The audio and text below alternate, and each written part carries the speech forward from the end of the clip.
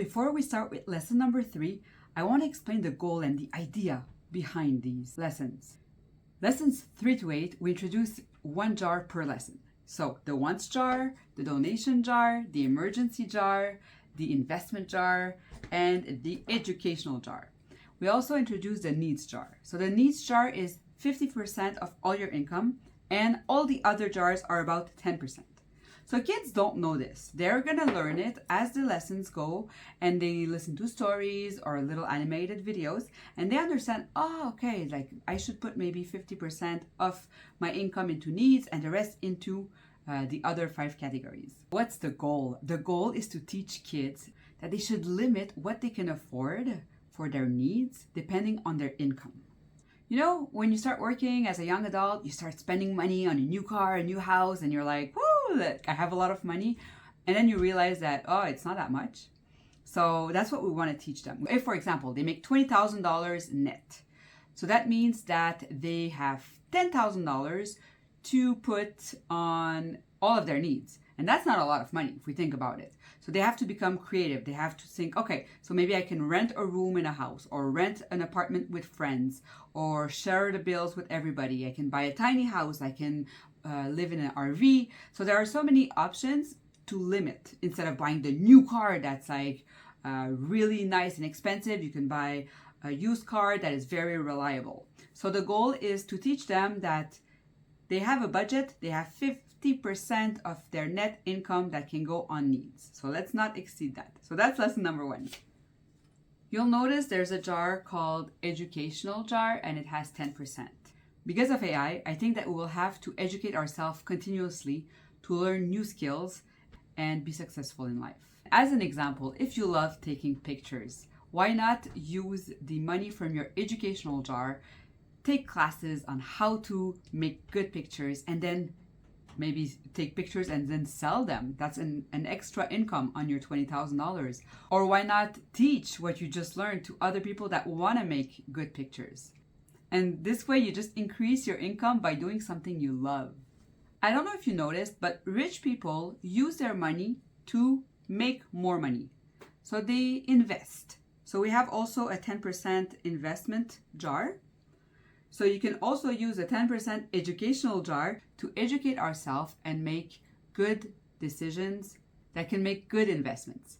You can invest in yourself by creating something new. You can invest in someone that's starting a new company. You can purchase stocks.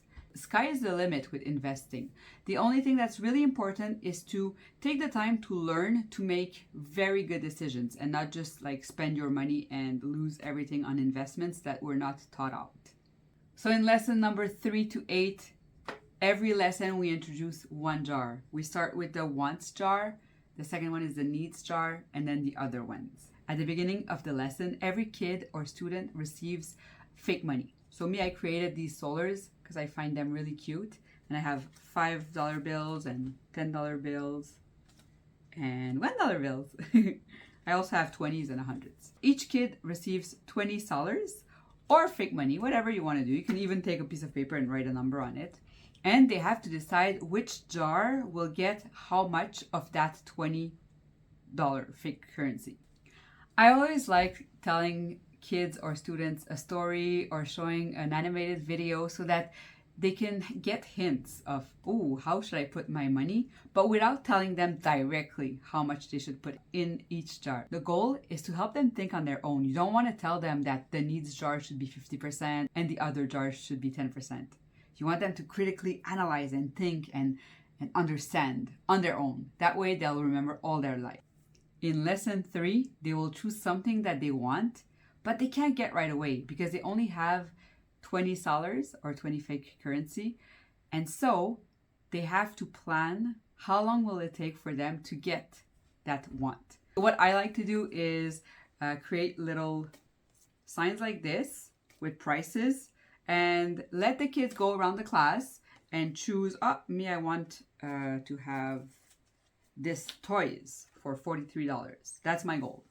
And so they choose their goal, and I call it their goal item. So by the end of the 14 lessons, they have to have enough money in their wants jar to get their goal item. Also, you know, in real life, we're always tempted to buy things that we might not necessarily need, or sometimes we don't even want. We just buy it to get that little dopamine hit. We want to teach kids about that also. So every lesson, you can have pens, pencils, erasers, but really expensive items. So let's say this one you would sell it for $15, or an eraser for $5. And then you say, okay, if you guys want, you can take from your wants jar and come and purchase something here in front of the class. So you know kids will be tempted because they get instantaneously something. But you have to make them understand that by doing that, they are going to get further and further away from their goal item that they chose in lesson number 3. So they should really think, do they really want to pay $15 for a pencil or a pen? Lesson number 9 is an overview. So it's pretty easy, and kids, they see it again so that it really goes into their heads. This is when the fun starts. Lesson 10 to 14. Every lesson, they still get their $20. They still go to the instantaneously purchase shop. But on top of that, scenarios happen. And they need to have the right amount of money or more in the right jar. For example, if it's an emergency scenario and it costs $4, well, they have to have $4 in their emergency jar. And then if they do, they get a star. So that's really cool. If they don't, it's okay. They don't get a star. But they still have to take the money from their wants jars. But it diminishes the chances to get their goal item purchased. Also, every 4 weeks, they have to pay for their needs. And if they have the money in their needs jar, they can get a star. And finally, if at the end of the 14 lessons, they are also able to purchase their want goal item, well, they get 2 stars for that. So I like to compile all the stars, and then the kid or the student that had the more stars wins, and then they can come and get items because they're the winners for free. So I hope you like this little recap for lessons number 3 to 14, and I will see you in lesson number 3. Take care!